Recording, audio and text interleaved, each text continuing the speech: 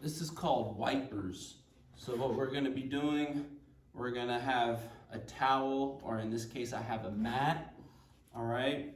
And I'm gonna be having my foot on one end of the mat, and I'm dragging the mat over with my foot.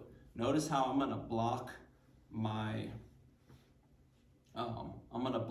knees like this, so that the knees don't move in or out while I'm doing this exercise, so that I'm making sure that I'm isolating this motion down at my ankle level, and I'm working this little motion called inversion, okay?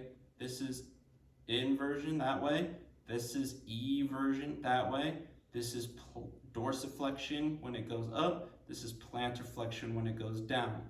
So it's not just about doing heel raises, strengthening the plantar flexion. We also want to strengthen the inversion like this. And then once we get over to that side, then we're also going to work the eversion towards the opposite way. And when we do eversion, I'll block the knees on the outside, because as I do this, my hip is going to tend to want to go out and help, but I'm going to block it so that that doesn't happen. I could block it like this, or I could just kind of tell my knees to squeeze in by putting my fists in the middle. Either way is fine, as long as we're not having this hip do the work, okay? And then to make this more of a strengthening exercise, that would be more of a warm-up. But to make it more of a strengthening exercise, we can put a weight on one end of that towel or whatever you have at home. This is probably going to be a bit difficult because it's a mat plus a weight. If it's a towel and it's more slippery, then it will be easier to do.